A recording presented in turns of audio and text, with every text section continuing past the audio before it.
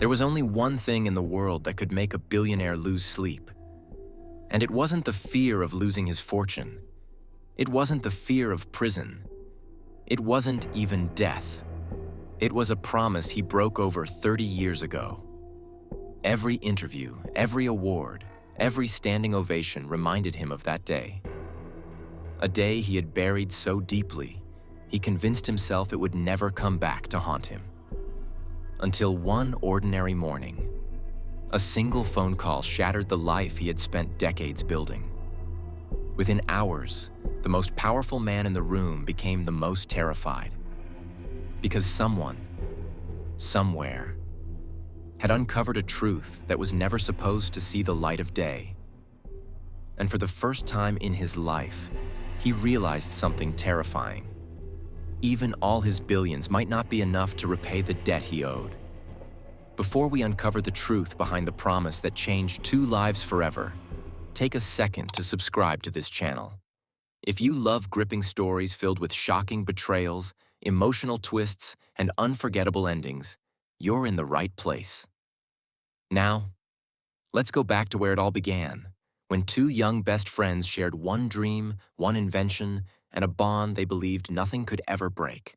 By the time Elias Bennett turned 63, the world believed they knew everything about him. Every magazine called him a visionary. Every business school taught his success as if it were a blueprint for greatness. People admired the private jets, the towering skyscrapers, and the billion-dollar empire that carried his name.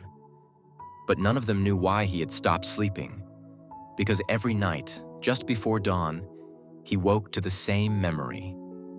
Not of a boardroom, not of a business deal, but of a quiet summer evening more than 30 years earlier, when 2 young men sat on the roof of a rundown apartment building with nothing but a notebook between them.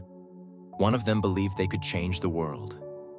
The other promised they would do it together, long before the wealth, long before the headlines, long before the world learned the name Elias Bennett. There was another name almost everyone had forgotten: Daniel Carter. They met by accident during their first semester at a public university in Boston. Daniel was the kind of person who spoke only when he had something worth saying. While other students chased grades, he chased questions. He wanted to understand why the world worked the way it did, and how it could work better. Elias was different. He wasn't the smartest student in the room. He knew it. But he possessed something equally powerful. He could convince people to believe in impossible ideas. Within weeks, the 2 became inseparable. Daniel dreamed, Elias persuaded. One built possibilities, the other built opportunities. Together, they felt unstoppable. Neither of them had money. Most nights, dinner was instant noodles shared between them. When they couldn't afford heating, they'd sit in the university library until it closed, pretending to study while secretly sketching ideas they hoped might one day matter. Those nights became their favorite memories. They laughed about the future as if it were already waiting for them. One day, Elias would joke, "People are going to fight over interviews with us." Daniel would laugh. "Only if we actually build something worth remembering." At the time, neither of them realized those words would one day become a curse. Years passed. Life never became easier. After graduation, rejection followed rejection. Investors dismissed them. Banks turned them away. Friends quietly suggested they find real jobs. Even Daniel's own father told him, "Dreams don't pay bills." For a while, it almost broke them. Then something unexpected happened. One rainy evening, as thunder rolled across the city, Daniel burst into their tiny workshop carrying a stack of papers clutched tightly against his chest. His eyes held the same excitement Elias hadn't seen in years. "I think I've found it." Elias looked up. "Found what?" Daniel carefully spread dozens of sketches across the workbench.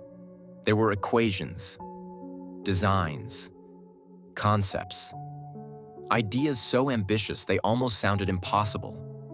For hours, Daniel explained them. He wasn't trying to become rich. He wasn't trying to become famous. He kept saying the same thing over and over.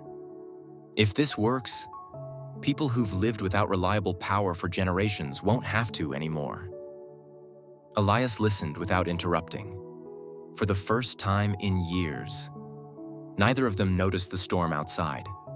By sunrise, they were still standing over the workbench. The coffee had gone cold. The lights flickered. The room was silent. Finally, Elias looked at his best friend and smiled. If this becomes what you think it can become, Daniel looked back. It won't belong to me. Elias frowned. Daniel extended his hand.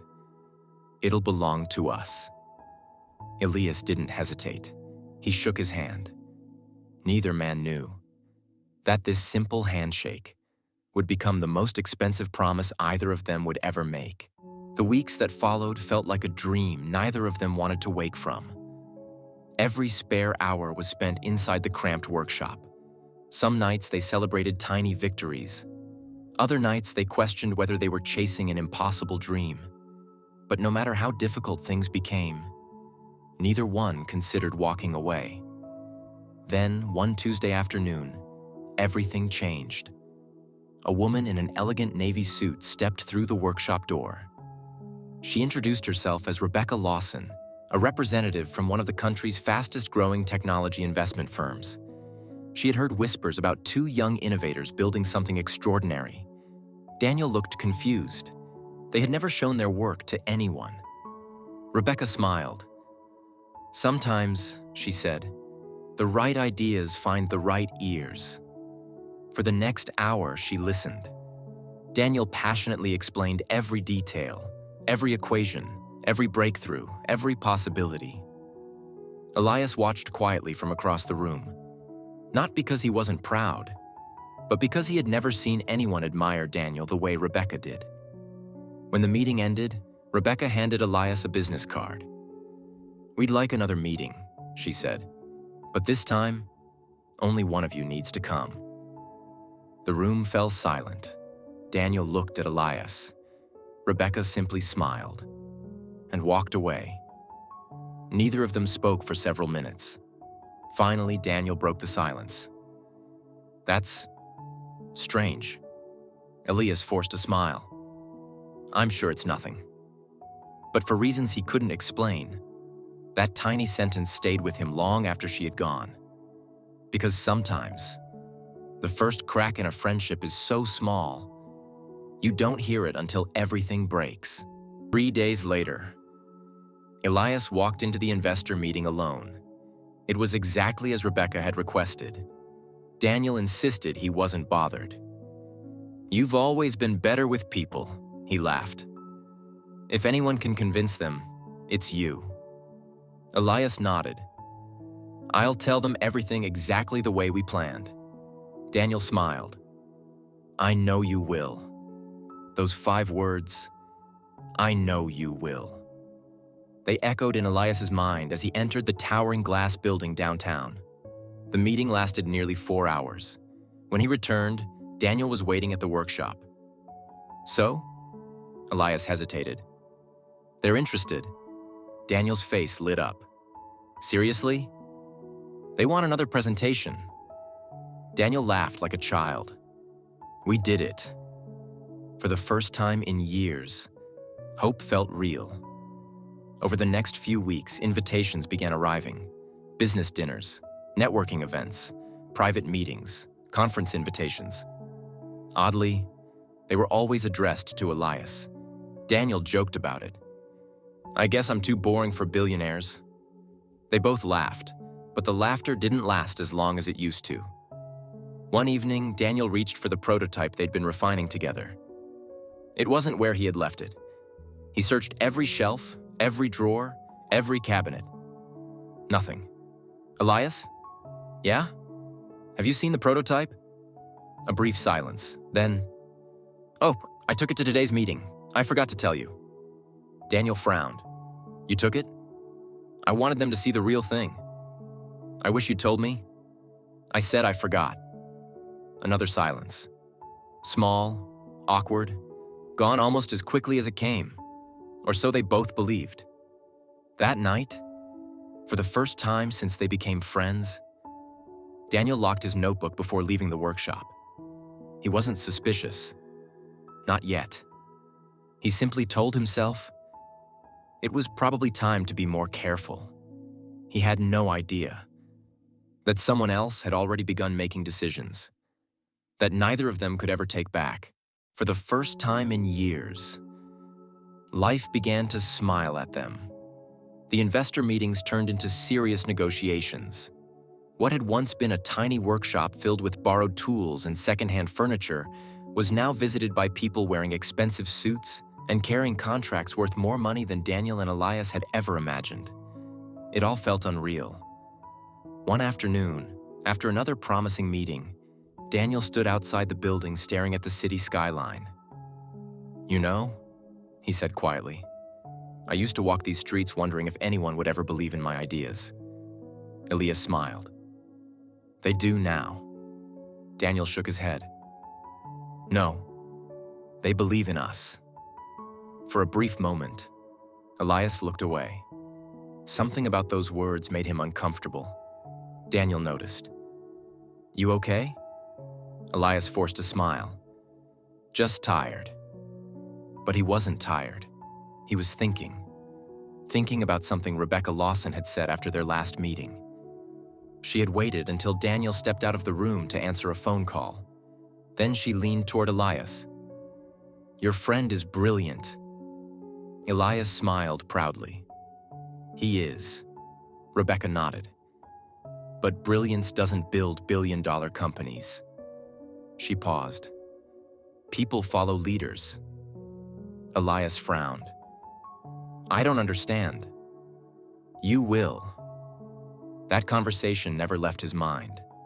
Over the next few weeks, the meetings became different. Questions that were once directed at Daniel slowly shifted toward Elias.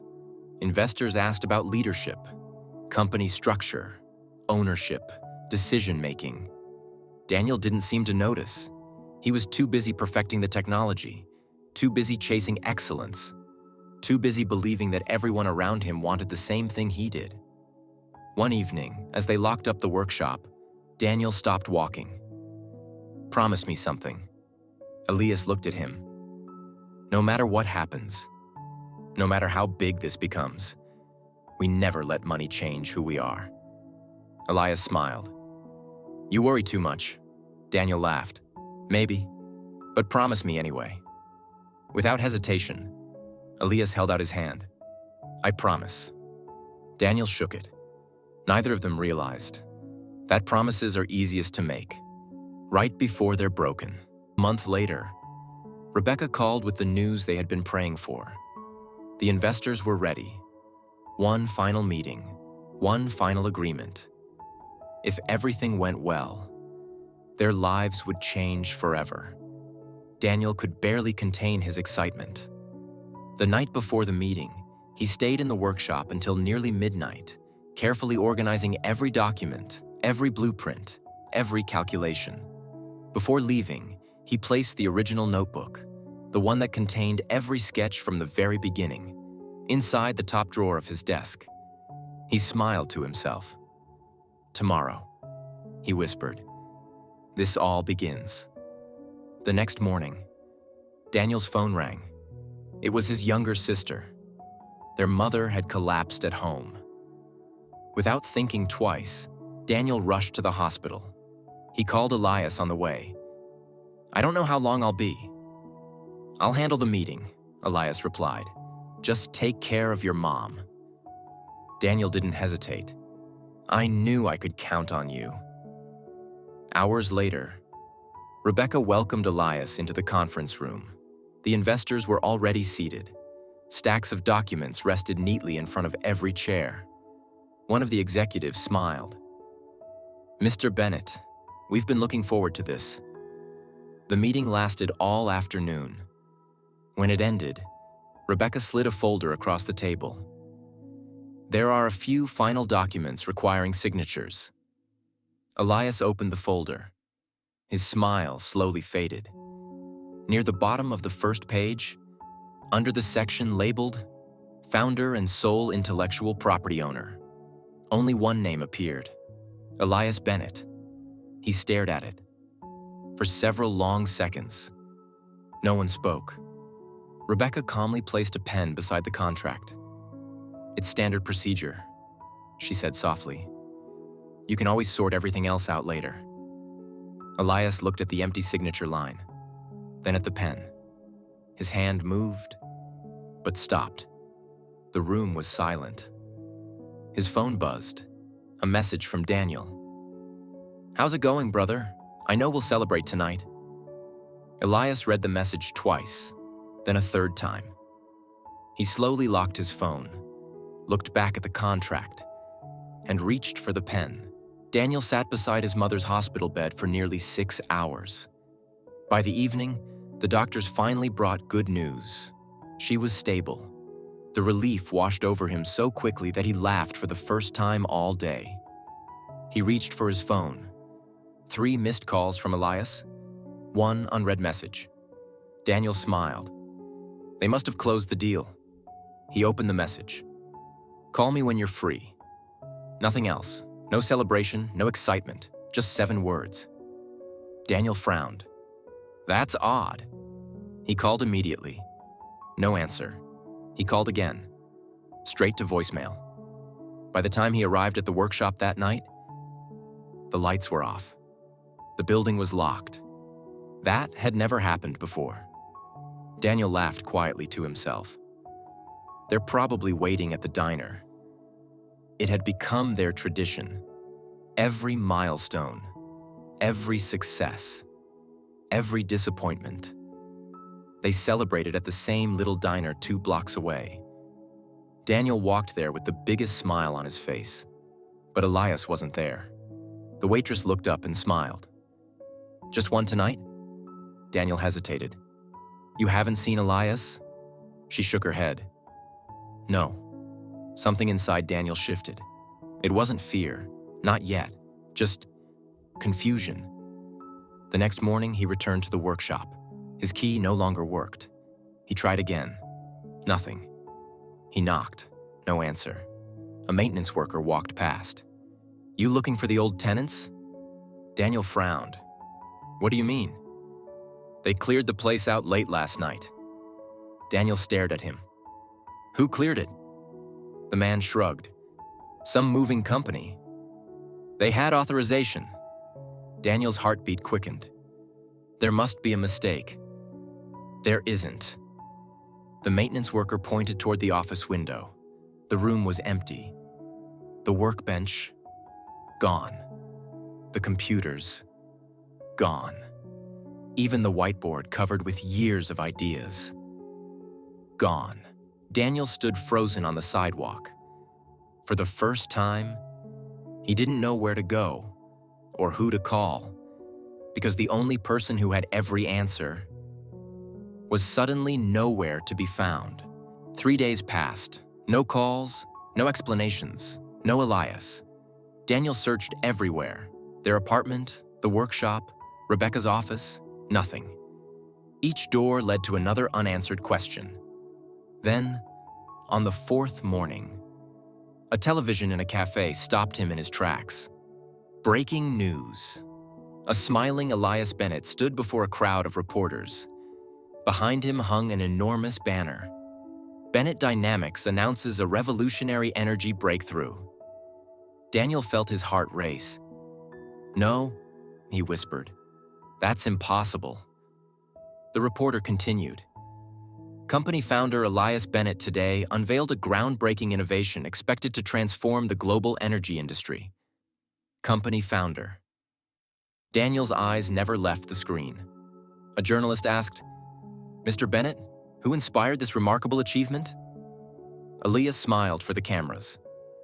"I've been working toward this vision for many years." Daniel waited. Surely, any second now, he would say it. "My partner, my best friend, Daniel Carter, anything." Instead, Elias thanked the investors, his executive team, his mentors, even his college professors. But one name never came. Daniel's coffee slipped from his hand and shattered across the cafe floor. Nobody noticed.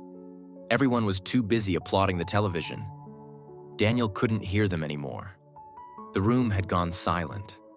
Not because the cafe was quiet, but because something inside him had broken.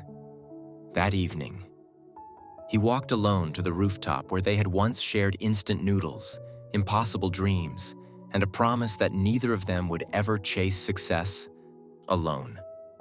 He looked across the city lights. The skyline seemed brighter than ever. Somewhere in those lights, his best friend was being celebrated as a genius, and somewhere inside the silence, Daniel finally understood. Elias hadn't forgotten him. He had erased him. For a long time, Daniel didn't cry. He simply stared at the notebook still clutched in his hands, the one containing every original sketch, every late-night calculation, every dream they had built together. Then, with trembling hands, he whispered the words he never imagined he'd have to say. "I trusted you, like a brother." The wind carried the sentence away, but the pain stayed with him. And from that night forward, Daniel Carter would never be the same man again. If this story has touched you so far, take a moment to subscribe. Stories like this remind us that not every debt is measured in money. And trust me, what happens next changes everything. The days turned into weeks. The weeks became months. Daniel never stopped believing there had to be an explanation. He replayed every conversation with Elias in his mind, every promise, every late-night discussion, every laugh they had shared. Surely, his best friend wouldn't do this. Not Elias. Not the man who once split his last meal in half because Daniel hadn't eaten all day. Not the man who stood beside him at his father's funeral and whispered, "You'll never carry life's burdens alone again." No, there had to be a reason. So Daniel wrote him a letter. Not one filled with anger, not one demanding money, just one simple question. "Brother, tell me this isn't how our story ends." He mailed it himself. Every morning after that, he walked to the mailbox with the quiet hope of a child waiting for good news. Days passed. Nothing. Weeks passed. Still nothing. Then one afternoon, the envelope came back. Across the front, stamped in bold red ink, were 4 words that shattered whatever hope he had left. "Return to sender." Daniel stared at it for a long time. He didn't cry. He couldn't. Some pain is too deep for tears. He folded the letter carefully, placed it back inside the envelope, and locked it away in the same notebook that held the first sketches of the dream they once shared. From that day on, he never tried contacting Elias again. Not because he had forgiven him, but because he finally understood. You cannot force someone to remember a promise they have chosen to forget. Life moved on.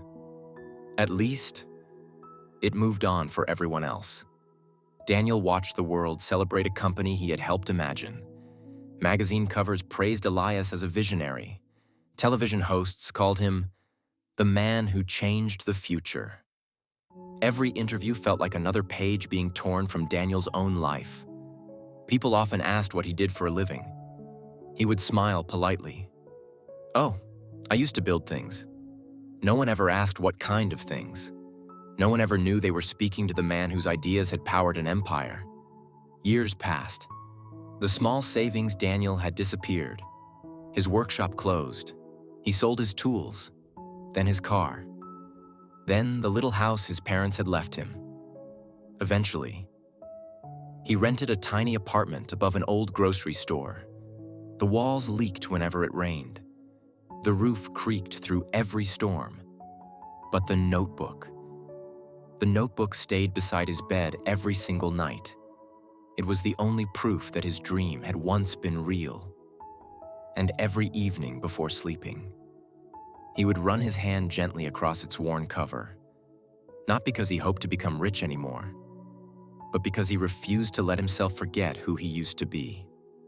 Some dreams die all at once. Others disappear one quiet day at a time. Nearly 18 years passed. The world knew Elias Bennett as one of the most respected businessmen alive. Daniel Carter had become a name remembered by almost no one, except two people: his children. Emma had inherited her father's quiet strength. Nathan had inherited his relentless curiosity. Neither of them had ever understood why their father refused to watch interviews with Elias Bennett. Whenever his face appeared on television, Daniel would quietly leave the room. He never spoke with hatred, never with bitterness. He simply carried a sadness too heavy to explain. One cold autumn evening, Emma found him sitting by the window, holding the old notebook in his lap. His hands trembled more than they used to. "Dad?" Daniel looked up and smiled. "The doctor says I should get some rest." Emma knelt beside him. "You'll be okay." Daniel didn't answer. Instead, he looked down at the notebook. "You know, people think losing money is the hardest thing a person can endure." He paused. "It isn't." Emma squeezed his hand. "The hardest thing is watching the world applaud someone else for a dream you gave everything to create." Tears filled her eyes. She had never heard her father speak like this. Daniel gently placed the notebook into her hands. "For years, I wanted revenge." He looked toward the fading sunlight outside the window. "But revenge grows heavier than grief." Emma whispered, "Then why keep this?" Daniel smiled faintly. "Not for revenge." He took a slow breath. "For truth." She looked at the worn notebook. "I don't understand." "You don't have to. Not today." He closed her fingers around it. "But promise me something." Emma nodded through tears. "If the day ever comes when the truth can stand on its own, don't use it to destroy a man." She frowned. "Then what should I do?" Daniel's eyes drifted toward the notebook one last time. "Give history back its memory." Emma didn't fully understand what he meant, not yet, but she made the promise anyway. And Daniel smiled, the kind of smile that carried both peace and heartbreak. Outside, the rain began to fall. Inside, the old notebook rested quietly between father and daughter. Neither of them knew that one day, it would become the most valuable object in a billion-dollar empire. 3 weeks later, the rain had finally stopped, but the skies remained gray. Daniel Carter's funeral was attended by only 23 people. No television cameras, no newspaper reporters, no speeches from world leaders, just family. A few aging neighbors, 2 former university classmates, and the pastor who had visited Daniel during his final days. Emma sat quietly in the front row. Nathan stood beside her, trying to stay strong. The pastor looked down at the worn notebook resting on top of Daniel's casket. "I've led many funerals," he said softly, "but I've never met a man who carried so much disappointment without allowing it to become hatred." Emma lowered her head. She remembered the countless nights her father had stared out the window instead of watching television. The birthdays he forgot because his mind was somewhere else. The inventions he never finished because he no longer believed anyone would care. The laughter that slowly disappeared from their home. People often said Daniel died from illness. Emma knew better. Her father had spent years mourning someone who was still alive.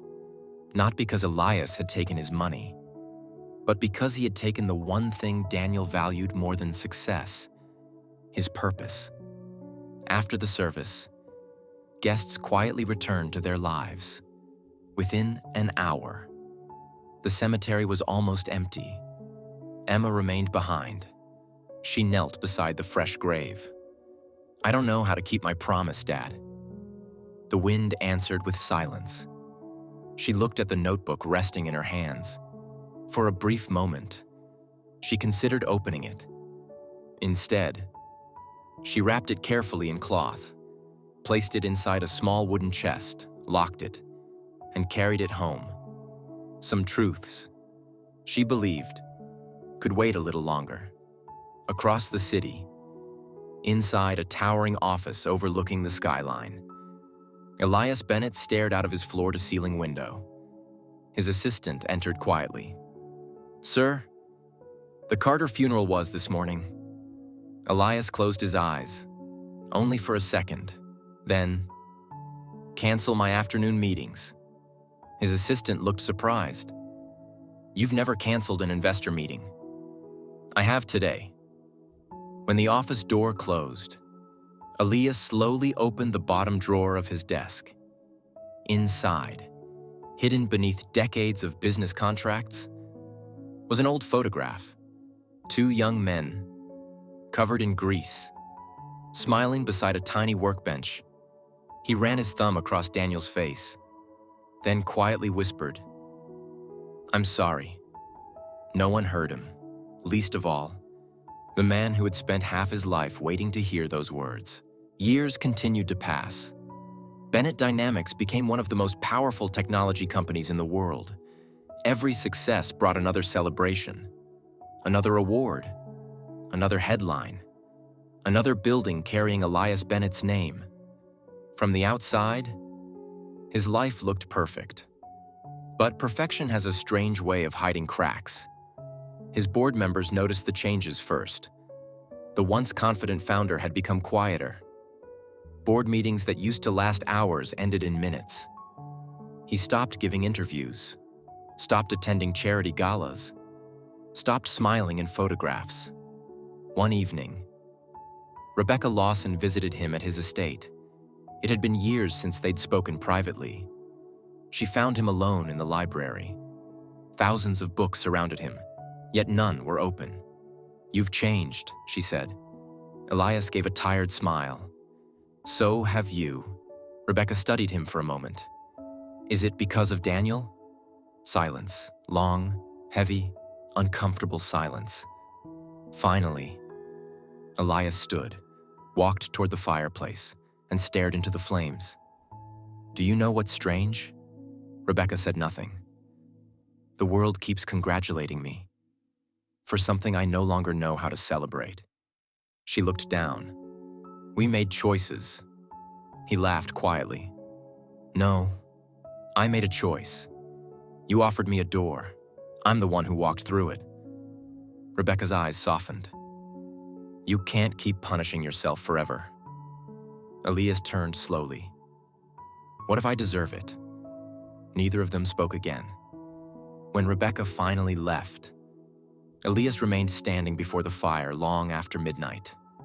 Then, almost without thinking, he walked upstairs to a room no one else in the house had ever entered. The door creaked as it opened. Dust floated through the air. Against the far wall stood an old wooden cabinet. Inside were boxes, dozens of them. Every newspaper article about Bennett Dynamics, every award ceremony, every magazine cover, and hidden beneath them all, a single sealed envelope. Its edges had yellowed with age. Across the front, written in Daniel's handwriting, were 4 words: "For my brother, Elias." Elias reached toward it, then stopped. His hand trembled, for reasons even he couldn't explain. He couldn't bring himself to open it. Instead, he quietly closed the cabinet, locked the door, and walked away. Some people spend a lifetime running from the truth. Others spend a lifetime standing only inches away from it, without ever finding the courage to look. 28 years. That was how long Emma Carter kept her promise. 28 years of never speaking publicly, never contacting reporters, never filing lawsuits, never chasing the man who had changed her family's life forever. Sometimes Nathan questioned her. Dad wanted the truth. Emma would quietly shake her head. No, Dad wanted the truth at the right time. The notebook remained exactly where Daniel had left it, locked inside the small wooden chest, hidden in the attic of Emma's modest home. Years turned the paper yellow. Dust gathered around the corners of the box. Life continued. Nathan became a high school science teacher. Emma opened a small bookstore a few blocks from the university where Daniel and Elias had first met. Neither of them became wealthy, but they built honest lives. Every year on the anniversary of Daniel's passing, Emma climbed into the attic, opened the chest, held the notebook for a few minutes, then locked it away again. Sometimes she wondered if she'd misunderstood her father's final wish. Maybe history didn't want to remember. Maybe some truths were simply destined to disappear. One evening, Nathan climbed into the attic behind her. He watched silently as she returned the notebook to its place. How much longer? Emma didn't answer. Nathan sighed. What if we're waiting for a day that never comes? She rested her hand on the lid of the chest. Then at least we kept our promise. Nathan looked around the dusty attic, at the forgotten boxes, the faded photographs, the old blueprints, everything their father had left behind. It feels like we're burying him all over again. Emma closed her eyes. So does every year. Neither of them noticed that a small crack had begun forming beneath one corner of the attic roof, or that the coming storm would change everything. 3 nights later, lightning struck just after midnight. Rain poured through the damaged section of the roof. Emma woke to the sound of water dripping into the attic. She rushed upstairs. Cardboard boxes floated across the floor. Old family photographs had already been ruined. She quickly gathered what she could. Then her eyes widened. The wooden chest.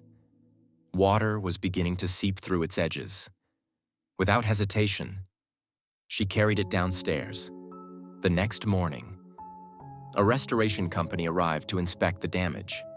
One of the workers explained that many of the old documents needed professional preservation before moisture destroyed them forever. Emma hesitated.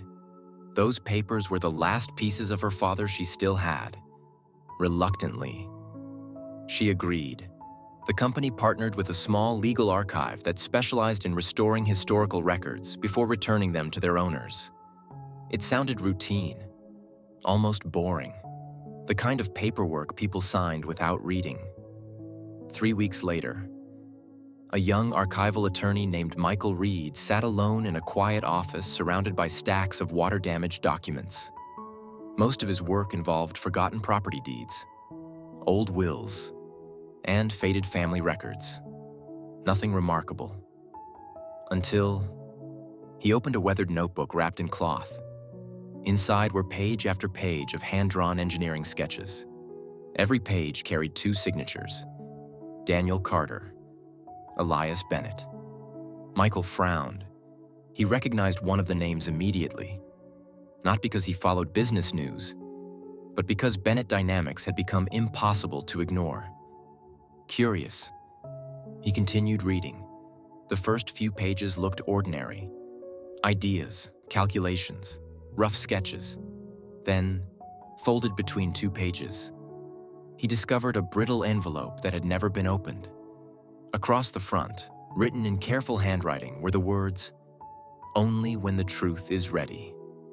Michael stared at the envelope. Something about those words made him stop breathing for just a second. He looked back at the notebook, then at the envelope, then toward the rain tapping softly against his office window. For reasons he couldn't explain, he had the unmistakable feeling that he was holding the beginning of someone else's unfinished story. He had no idea just how many lives that story was about to change. Michael Reed had handled thousands of forgotten files during his career. Old wills, abandoned properties, family disputes that had long since lost their meaning. But this was different. For 3 nights, the notebook remained on his desk. He wasn't supposed to become emotionally involved. His job was simple: restore the documents, return them to their rightful owner, close the file, move on. Yet every evening, After the office emptied and the lights dimmed, he found himself returning to the same worn notebook. He carefully turned each fragile page. Every line, every sketch, every handwritten calculation carried the same unmistakable signature. Daniel Carter. Sometimes beside it, Elias Bennett. Sometimes only Daniels.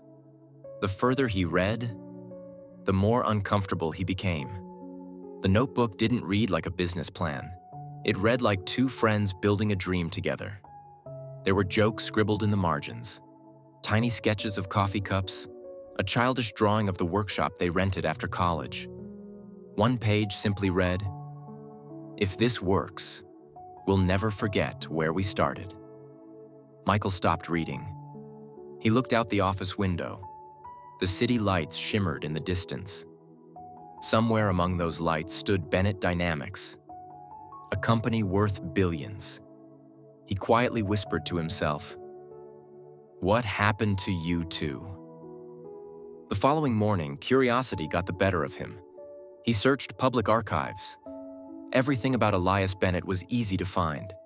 Magazine covers, awards, interviews, corporate milestones. The internet seemed determined to remember every step of his success. Then Michael searched for Daniel Carter. Nothing. Almost nothing. A few university records. A patent application that had never been completed. An old utility bill. One faded photograph from a science exhibition more than 30 years earlier. That was it. Michael leaned back in his chair. It didn't make sense. How could a man whose name appeared hundreds of times throughout this notebook simply disappear? Then he noticed something unusual. Inside the back cover, pressed so tightly between the pages that it had almost become part of the paper, was a tiny folded receipt. Not from a restaurant, not from a hardware store. It was a storage facility receipt, dated 30 years earlier. Locker number 117. Michael stared at it. His pulse quickened. "What were you trying to hide, Daniel?" He looked once more toward the sealed envelope. He could have opened it. No one would know. Instead, he carefully placed it back inside the notebook. "No," he whispered. "If there's a truth here, it deserves to be discovered the right way." Outside, the rain began to fall once again, almost as if the past itself refused to stay buried. The address on the restoration documents led Michael to a quiet little bookstore tucked between an old bakery and a tailor's shop. The wooden sign above the door read, "Carter's Corner Books." It wasn't the kind of place people rushed into. It was the kind they wandered into, and somehow stayed longer than they planned. The small bell above the entrance chimed softly. Emma looked up from behind the counter. "Good afternoon." Michael smiled politely. "My name is Michael Reed. I've come about some documents that belong to your father." For the briefest moment, the warmth disappeared from Emma's face. "My father?" Michael nodded. "The notebook." Emma didn't answer immediately. Instead, she slowly removed her reading glasses. "You've seen it." "I have." "And?" Michael hesitated. "I don't think it's ordinary." Emma let out a quiet breath. "No, it never was." She walked toward a shelf near the back of the store, pulled down 2 cups, filled them with coffee, then motioned for Michael to sit. For nearly an hour, she didn't talk about inventions or billion-dollar companies. She talked about Daniel, the father who stayed awake building toy robots for Nathan, the man who fixed neighbors' radios for free, the dreamer who believed every problem had a solution, except betrayal. Michael listened without interrupting. There was no bitterness in her voice, only sadness. When she finally finished, Michael asked the question that had been haunting him since the first page of the notebook. "Did your father ever speak about Elias Bennett?" Emma looked toward the rain falling outside the bookstore window. "Only once." "What did he say?" She smiled faintly. He said, "The hardest part isn't that he stole my work." Michael frowned. Then what was the hardest part? Emma's eyes filled with tears. He stole the version of me that believed people always keep their promises. Silence settled between them. Neither of them spoke for a long time. Finally, Emma stood, walked into the back room, and returned carrying an old photograph. Two young men, grease on their hands, hope in their eyes, one notebook between them. She placed it gently on the table. "My father used to say," she whispered, "every invention begins with a question." Then she looked directly at Michael. "So tell me, what question brought you here?" Michael glanced down at the photograph, then at the notebook resting inside his briefcase. He realized he no longer wanted to know who invented the technology. He wanted to know how two brothers became strangers, and for the first time, he understood that the answers were waiting. Not inside court records, not inside company archives, but inside the memories of the people who had quietly carried this story for decades. Michael couldn't stop thinking about Emma's final question. What question brought you here? He had gone to the bookstore believing he was restoring a damaged notebook. Now, he was restoring the memory of a man the world had forgotten. For days, he continued reading every page Daniel had written. The notebook wasn't just filled with diagrams anymore. It became a journal. Scattered between equations were fragments of a life. Elias says we'll celebrate here when we sign our first contract. Another page. He still believes in me when I don't believe in myself. Then another. If we ever become successful, I hope we never become strangers. Michael slowly closed the notebook. He whispered to himself, they really were brothers. Not by blood, but by choice. Meanwhile, across the city, Elias Bennett stood alone inside the private museum built into the headquarters of Bennett Dynamics. Visitors believed it was a tribute to innovation. Only Elias knew it was a monument to his guilt. Glass cases displayed the company's greatest achievements. Awards lined the walls. Photographs captured every milestone. Employees admired them every day. Elias couldn't. His eyes always drifted to one empty space on the wall. No one else noticed it. There had never been a photograph hanging there. But in his mind, he saw it clearly. Two young men standing shoulder to shoulder. One dream, one promise, one future. He whispered, "It should have been both of us." His assistant entered quietly. "Sir, the board is waiting." Elias didn't move. "They can wait." "Sir, the acquisition meeting has investors from 3 countries." Elias nodded absent-mindedly, then asked something completely unexpected. "Have you ever wondered?" The assistant looked confused. "What becomes of a lie after you've lived inside it longer than you've lived inside the truth?" The assistant didn't know how to answer. Neither did Elias. Because for 30 years, he had worn success like a perfectly tailored suit. Yet every morning, it felt heavier. That evening, he returned to the locked room in his mansion. For the second time in decades, he unlocked the wooden cabinet. The yellowed envelope was still there. "For my brother, Elias, this time." He picked it up. His fingers trembled, his breathing slowed. Very carefully, he broke the old wax seal. Inside, there was only one sheet of paper. No accusations, no legal threats, no demands. Just a single handwritten sentence. "If you're reading this, then somewhere deep inside, the man I once called my brother is still alive." Elias stared at the page. Again and again. His knees gave way beneath him. He sank into the old chair beside the cabinet. Tears filled his eyes. Not because Daniel had condemned him, but because he hadn't. Daniel had left him something far more difficult than punishment: hope. For the first time in over 30 years. Elias cried without trying to stop himself. He whispered into the empty room, "I didn't deserve your forgiveness." No one answered. Only silence. The same silence that had followed him for 3 decades. The storage receipt never left Michael's mind. Locker number 117. 30 years old. Most people would have assumed it no longer existed. But curiosity has a strange way of keeping old questions alive. The following Friday, Michael drove across town to an aging storage facility tucked behind an abandoned railway line. The manager laughed when he showed the faded receipt. "I doubt that's even standing anymore." Still, he searched through decades of handwritten records.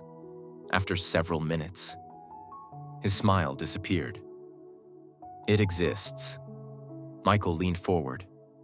"It does?" The old man nodded slowly. "No one's touched it in almost 30 years.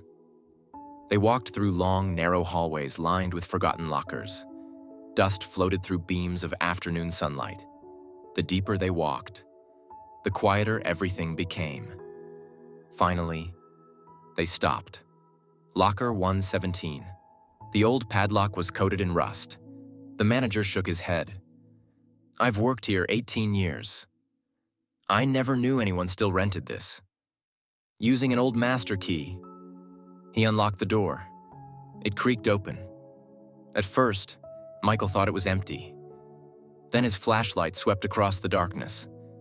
There it was.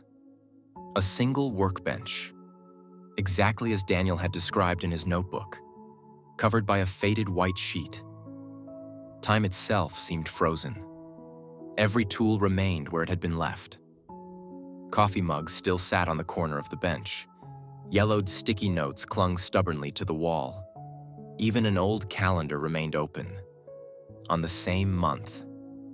The betrayal had happened. Michael walked slowly through the room.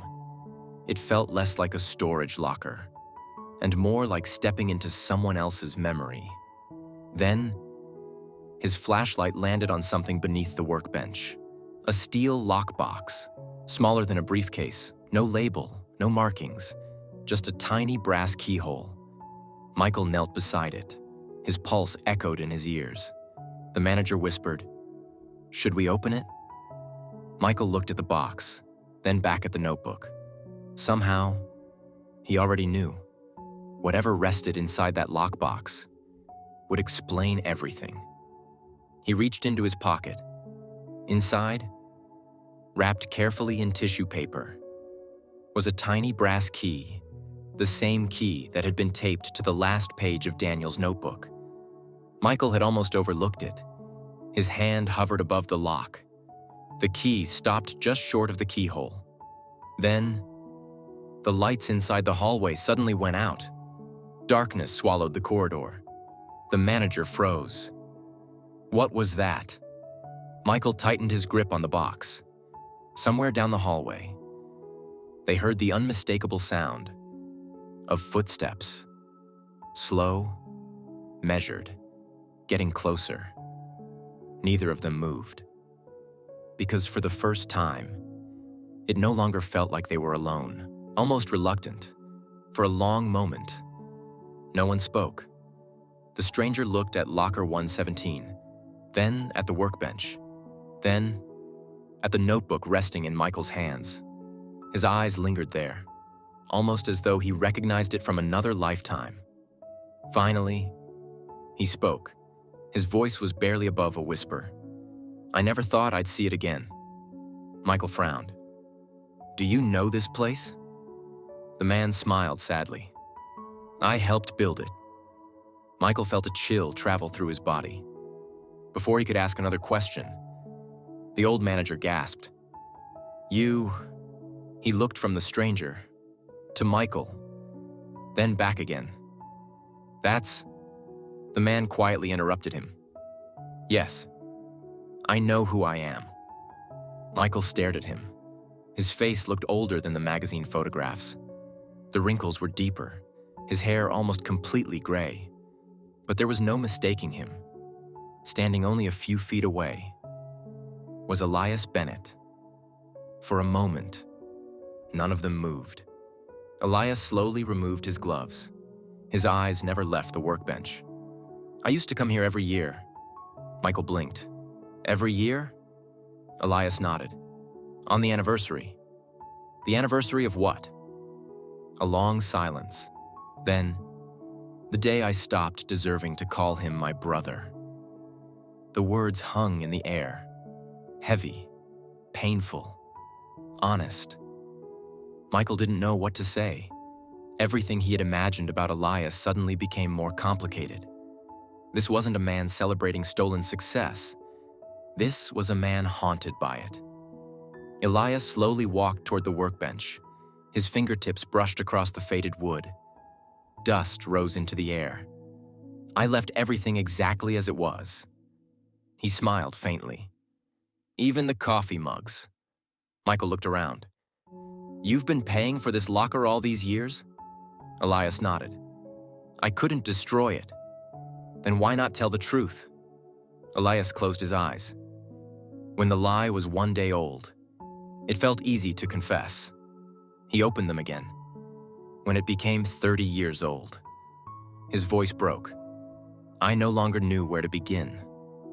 No one answered, because no answer could erase 3 decades. Then, Elias noticed the steel lockbox. His expression changed. For the first time since entering, real fear crossed his face. He whispered, "He actually kept it." Michael frowned. "What is it?" Elias looked directly into his eyes. "The last piece of our story. No one reached for the lockbox. Not immediately. The silence itself seemed sacred. 30 years of regret. 30 years of unanswered questions. 30 years of memories. All rested inside a box no larger than an old briefcase." Michael looked at Elias. "Did you know this existed?" Elias nodded slowly. "I always hoped it didn't." He took a careful step closer. "When Daniel disappeared from my life," he paused, "I thought he'd destroy everything. But Daniel wasn't that kind of man." His eyes filled with tears. He believed history mattered. Michael gently placed the notebook on the workbench. "Then maybe history has been waiting." Elias stared at the brass lock. His trembling hand hovered over it, but stopped. "I can't." Michael looked at him. "You've waited 30 years." Elias shook his head. "No. I've been hiding for 30 years." The old manager quietly stepped back. Without realizing it, he was witnessing the end of a story that had begun before Michael was even born. Michael reached into his pocket. The tiny brass key felt heavier than before. He held it up. "This belongs to Daniel." Then he looked at Elias. "And maybe, so does the right to face whatever's inside." For several seconds, Elias simply stared at the key. He remembered 2 young men laughing over instant noodles, a rooftop filled with impossible dreams, a handshake, a promise, a brother. Then, slowly, he accepted the key. His hands trembled so violently that he almost dropped it. He knelt before the lockbox. The key slid toward the lock. Just before it touched, Elias stopped. He looked up at Michael, then quietly asked, "Tell me something." Michael nodded. "If this box proves everything." He swallowed hard. "Do you think the world will remember Daniel? Or only remember the man who betrayed him?" Michael didn't answer immediately. Instead, he looked around the forgotten workshop, at the worn tools, the faded blueprints, the coffee mugs left exactly where 2 friends had abandoned them decades earlier. Finally, he said softly, "I think the world has room for both truths." Elias closed his eyes. A tear rolled down his face. For the first time in 30 years, he wasn't afraid of losing his company. He wasn't afraid of losing his fortune. He wasn't afraid of losing his reputation. He was afraid of something far more painful. That Daniel, the only man who had ever truly believed in him, might have loved him enough to forgive him. And somehow, that possibility hurt more than any punishment ever could. With trembling hands, he turned the key. A soft metallic click echoed through the silent workshop. The lid rose, just an inch, then stopped. All three of them froze. None of them had yet seen what was inside. Only the audience knew one thing for certain. Whatever rested beneath that lid was finally about to collect a debt that even billions could never repay. The lid opened, slowly, carefully, almost as though the past itself was resisting the light. Dust drifted into the air. Michael leaned forward first. He expected contracts, patents, engineering files. Instead, he frowned. Inside the steel lockbox, neatly arranged beneath layers of protective cloth, were dozens of miniature cassette tapes, old enough that most people under 30 would never recognize them. Each one carried a handwritten label. Workshop Journal, Day 4, Prototype Test, Month 3, Meeting Notes, Late Night, Ideas, then, at the very bottom, one final tape. Its label was written more carefully than all the others. If you're hearing this, we finally ran out of time. Elias stopped breathing. His hands began to shake. No, he whispered. Michael looked up. You know what these are? Elias nodded slowly. Daniel loved recording everything, not because he distrusted people, because he was afraid of forgetting ideas.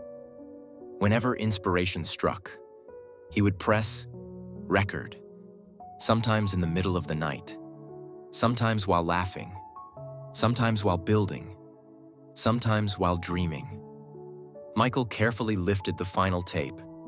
The old manager quietly pointed toward a dusty shelf. There, an old cassette recorder, still plugged into the wall. No one knew whether it still worked. Michael wiped away years of dust, inserted the tape. For a brief second, nothing happened. Then, the machine crackled. Static filled the workshop, and suddenly, a familiar voice echoed through the room. Young, hopeful, alive. Testing, Daniel Carter speaking. Elias closed his eyes. 30 years disappeared. For one impossible moment. It felt as though Daniel had walked back into the workshop. The recording continued. If you're listening to this, it probably means we've finished it. A quiet laugh followed. I hope Elias is standing beside me. Elias covered his mouth. His shoulders began to tremble. Daniel continued. If you're there, brother, can you believe we actually did it? Michael looked toward Elias. The billionaire had fallen to his knees. Daniel's voice filled every corner of the forgotten workshop. I know people will probably remember one name more than the other. He chuckled. Elias likes talking to people. I like talking to machines. Another laugh. But that's okay, because neither one of us gets here alone. Silence filled the tape for several seconds.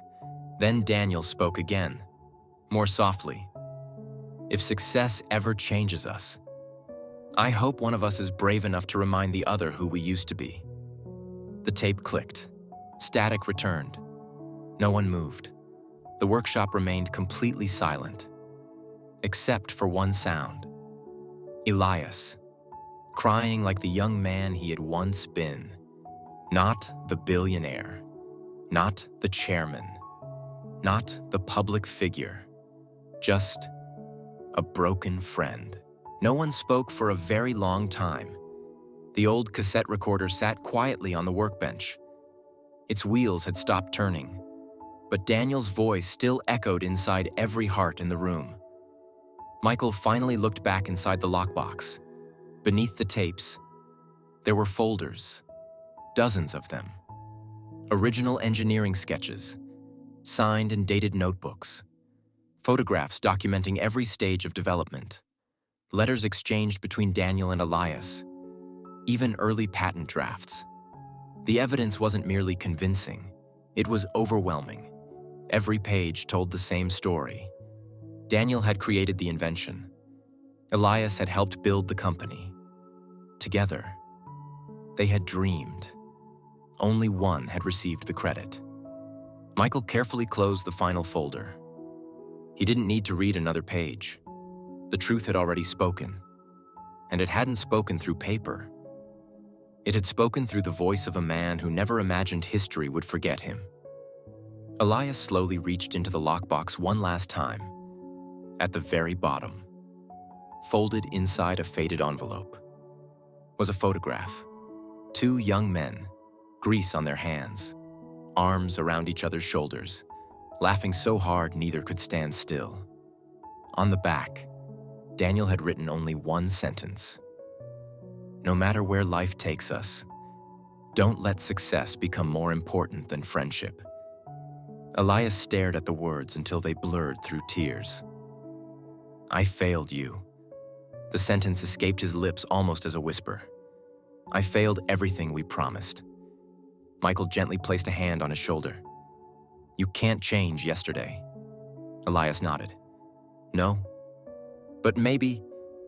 He looked once more at Daniel's smiling face. I can change what tomorrow remembers. Outside, the afternoon sun finally broke through the clouds. For the first time in decades, light poured through the dusty windows of the forgotten workshop. It landed directly on the old workbench, the same place where two young friends had once believed anything was possible. Neither Michael nor Elias, not even Daniel's children, fully understood it yet. But history, after waiting more than 30 years, had finally begun waking up. 3 weeks passed. For the first time in 30 years, Elias Bennett disappeared from public view. Television networks speculated endlessly. Some claimed he was seriously ill. Others whispered that Bennett Dynamics was preparing its largest acquisition in history. The board of directors grew impatient. His phone never stopped ringing. He answered none of it. Instead, every morning began the same way. He sat alone inside the forgotten workshop, not in the leather chairs of his corporate office, not inside his private mansion, but on the old wooden stool where Daniel once spent countless nights sketching impossible dreams. Michael visited often. Sometimes they spoke. Most days, they simply sat in silence. One morning, Michael finally asked, "What are you waiting for?" Elias smiled sadly. "I'm trying to remember how to tell the truth." Michael frowned. "The truth doesn't change." "No," Elias replied quietly, "but the man telling it should." Weeks later, the board announced the company's annual Global Innovation Summit. It would be broadcast live to more than 80 countries. Employees filled the enormous auditorium. Journalists crowded every aisle. Investors flew in from around the world. Everyone expected another celebration, another announcement, another standing ovation. Backstage, Rebecca Lawson adjusted her jacket nervously. She hadn't seen Elias in nearly a month. When he finally walked into the dressing room, she barely recognized him. He looked lighter, older, but somehow more peaceful. She searched his face. "Are you certain?" Elias nodded. "I've never been more certain." She lowered her voice. "If you do this, the company may never recover." He smiled gently. "Maybe. But the truth will." The lights dimmed. The announcer's voice echoed across the auditorium. "Ladies and gentlemen, please welcome the founder and chairman of Bennett Dynamics, Mr. Elias Bennett." The applause was deafening. Thousands of people rose to their feet. The cameras followed him as he crossed the stage. He reached the podium. The applause continued. For nearly a full minute, he looked across the sea of smiling faces. Then, he stepped away from the prepared teleprompter. Every executive exchanged confused glances. This had never happened before. Elias took a slow breath. "My name," he paused, "is Elias Bennett." Another pause. "And for more than 30 years, the world has called me the founder of this company." The audience applauded again. Elias raised his hand, not in celebration, in silence. The applause slowly faded. Then he spoke the words that no one in that room had ever imagined hearing. "The world has been celebrating the wrong man." The auditorium became completely still. Even the cameras seemed frozen. Millions of viewers leaned closer to their screens.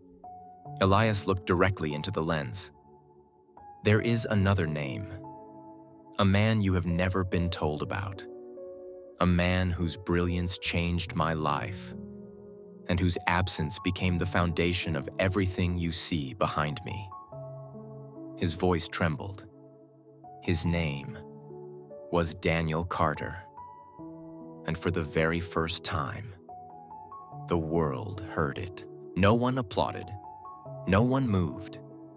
Even the journalists stopped typing. It was as if the entire world had forgotten how to breathe. Elias reached into his jacket. Slowly, he removed the faded photograph from the lockbox, the same photograph Michael had seen. Two young men, laughing, covered in grease, standing beside a workbench that no longer existed. He held it toward the cameras. "This," he whispered, "is the man whose name should have been standing beside mine every single day." Tears rolled freely down his face. "I told myself one lie." He looked down. "Then I told another, and another, until one day, I no longer knew how to separate my success from my shame." The giant screens behind him suddenly changed. Michael had quietly arranged it. For the first time in history, Daniel Carter's sketches appeared before the world, page after page, signed, dated, undeniable. Then, the recording began. Daniel's young voice filled the auditorium. "I hope Elias is standing beside me." Across the audience, people began crying. Rebecca lowered her head. Board members stared at the floor. Employees looked at one another in disbelief. Some covered their mouths. Others wiped away tears. On the front row, Emma and Nathan sat together. Neither of them had known Elias had invited them. When Daniel's voice ended, Elias stepped away from the podium. He walked slowly toward Emma. Every camera followed. Every person in the auditorium stood, not to honor him, but to witness what came next. Elias stopped only inches away from her. For several seconds, he couldn't speak. Finally, he knelt, not because anyone asked him to, because there was no other position that felt honest. His voice cracked. "I stole the future your father deserved." He lowered his head.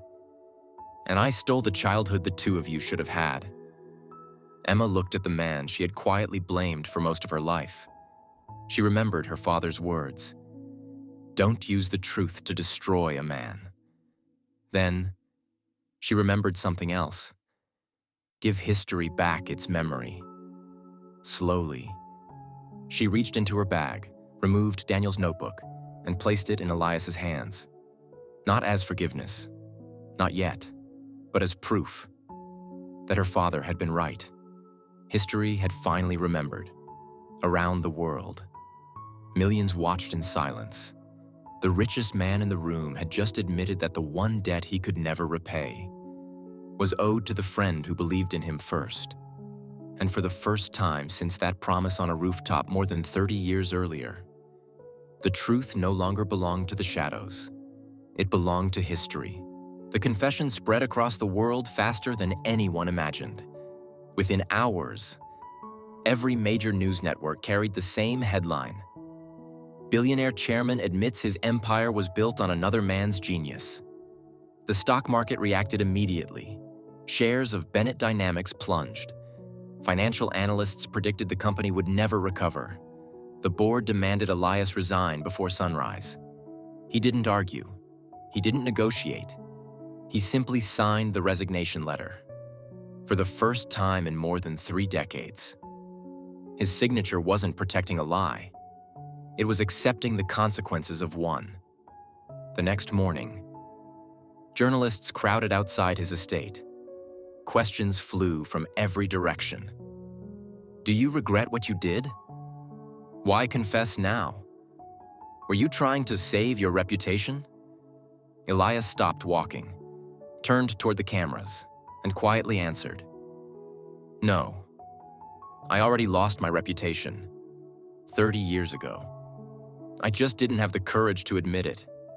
Then he got into his car and drove somewhere no reporter expected. Not to a lawyer, not to a bank, not to a television studio. He drove to Daniel Carter's grave. The cemetery was quiet. Morning dew still rested on the grass. Elias stood before the simple headstone. No cameras, no applause, no audience. Just an old man, and the friend he could no longer speak to. He placed the faded photograph against the stone. Then, with tears in his eyes, he whispered, "I finally told them." The wind moved gently through the trees. No answer came, yet somehow, the silence no longer felt like punishment. It felt like peace beginning. For the first time in 30 years. Elias left the cemetery without looking back, not because he had forgotten Daniel, but because he knew. The world never would again. 6 months later, the world looked very different. Bennett Dynamics announced the largest corporate renaming in modern history. The company's Global Innovation Center, the building that once carried only Elias Bennett's name, now stood beneath new silver letters, the Daniel Carter Institute for Human Innovation. Below it, smaller words were engraved into the stone. Great inventions change the world. Great character changes history. Emma stood quietly during the dedication ceremony. Nathan stood beside her. Neither of them spoke. They didn't need to. Their father's name had finally come home. Not through revenge, but through truth. Inside the museum, visitors no longer saw only one story. They saw two. One exhibit celebrated Daniel Carter, the forgotten inventor. Another told the story of Elias Bennett, the man who lost himself chasing success and found himself only by giving the truth back to history.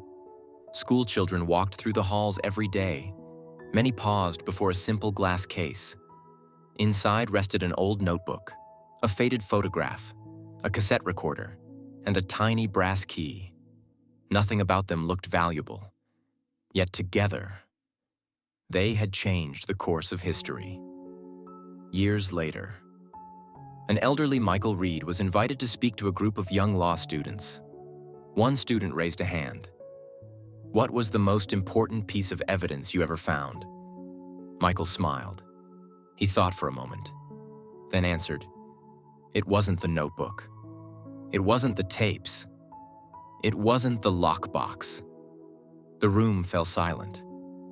It was a promise. The students looked confused.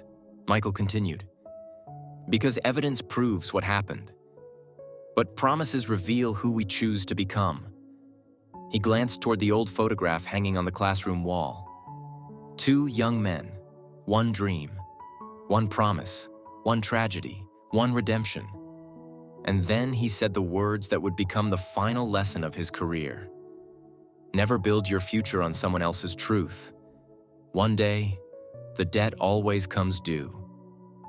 The classroom remained silent, not because the students had nothing to say, but because every one of them understood that some debts cannot be paid with money, only with courage, only with truth, only with time.